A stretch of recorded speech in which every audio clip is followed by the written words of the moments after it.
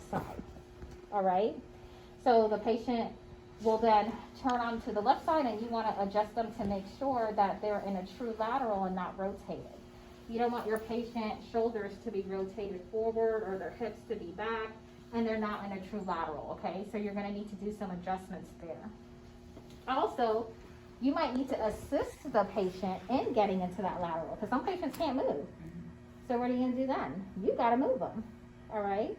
So that's where you can get the assistance of another tech, or I like to use the sheets, and I'll just pull on the sheets to help turn them up onto that side. And depending on the patient's stability, you might need to put a sponge behind them or in front of them to help them maintain that position. Bending their knees will also help maintain that position as well. And then you want to have their arms up above their head. And sometimes with the older patients, this is really, like, they feel like you're putting them through a workout, you know, because it's a lot. And some of them can't get their arms up all the way, so you just got to do the best you can. And that's why you're not going to see this a lot, because normally if they do order it, it usually is on the older patients, and the techs don't even want to engage in all of that work that it entails. But we got to know how to do it, and it is an important exam. All right, so I need to come down a little bit lower, because you see where the red line is? Mm-hmm. That's the center of my my crosshairs. So I need to make sure that this red line is really in alignment with the patient's spine, because that's the center of the body. All right? So I'm going to bring what I'm going to do is I'm going to center to the patient and then bring my bucky down to match it. So that's about good right there. I'm on the center of her spine, and then I'm just going to bring my walnut down. Yes, thank you. Move it down so that way. Thank you. All right. I think I need to move it just a tad. Okay. I'm gonna put it back. All right. And sometimes you're only going to be able to. Yeah. I was just going to say, sometimes you're only able to get the stretcher so close because of the railings and just how the bed is. So you might need to scoot your patient closer to here to reduce your OID. Sometimes you might have a patient that has a large abdomen, so you're going to have that OID there to a certain degree, but you want to get the patient as close to the board as possible to minimize that OID. So in the center of her spine, and then I'm above her iliac crest. So here's her iliac crest here, right here, and I'm like an inch or half an inch above that, so that's fine. Your collimation, again, you want to make sure that you're within the lines, so you don't want to exceed your receptor. So I'm just looking up here to make sure that I'm collimated in. I'm not open too far. I'm just right at the border of the receptor. And depending on your patient size, sometimes you'll see light above. If you have a smaller patient, you might see a little bit of light, which we're seeing here. Sometimes you might have a larger frame patient and you're not going to see any light because you're going to have their excess body tissue is going to cover up that space. So don't get caught up in necessarily seeing light, because you may see it or you may not see it depending on your patient body habitus. So breathing instructions, the same thing. Taking a deep breath in, let it out, hold your breath and don't breathe.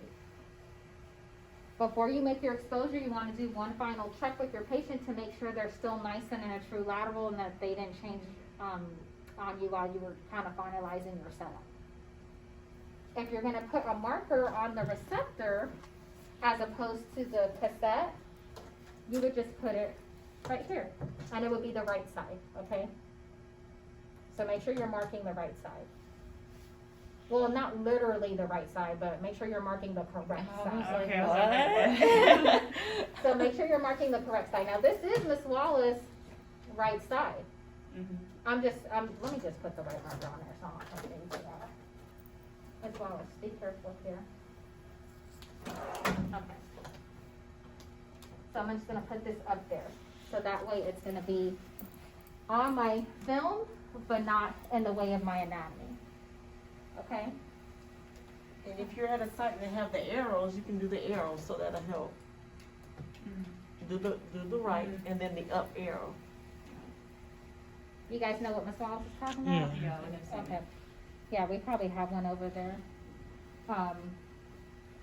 And you can also, once you're done, That's the left marker there, right? no, that's That's the the right. right marker. Mhm. If you, because that's if you are right side up. It's her right side. Mhm. Got it. So the position is a left lateral decubitus. Thank you. The position is a left lateral decubitus, but you still gotta mark the correct side. Alright? Makes sense. So we just typically mark the side that's up because usually it's a little bit more cumbersome to put the marker on the side that's down. So we typically just mark the side that's up. And then we'll label it or annotate on there LLD or left lateral decubitus.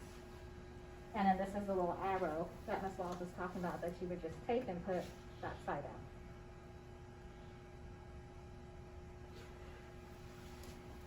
Some places might even have, I don't know if they still have it, but they used to have markers that said like left lateral decubitus and right lateral decubitus too. So I don't know if they still have them, but yeah, they sometimes they have the full thing marked out to where you could just tape that on there as well.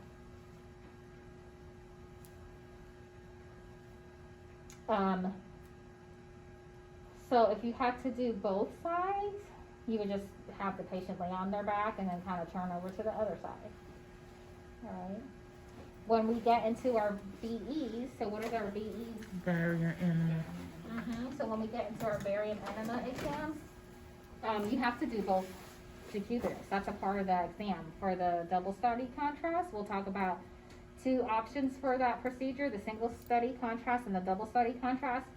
The double study contrast, you have to do both decubitus abdomens as a part of that study, regardless of the patient's condition. That's just a part of the exam. Alright, so questions so far?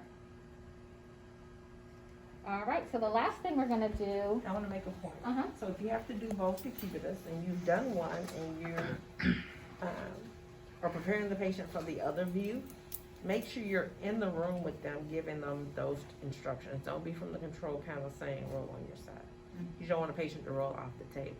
Once you're completely done, the next thing you do is to bring up these arm rails. yeah, I put the arm rails down, but I didn't actually tell you guys, you gotta make sure you put the side rails down or else they're gonna come out over your abdomen. And that's for safety, because patients tend to start moving. So see, I can bring this arm rail up and then move the tube, and I don't have to worry about my patient rolling off this way. And then move my tube as I'm sliding them out, be pulling up the opposite side. Okay. Because you don't want to have to do an incident report. Alright, so the last thing we're gonna do is the abdomen with the portable machine. Will somebody grab the portable machine? Hopefully the batteries didn't die. I haven't checked that. I haven't even checked it since we've been here.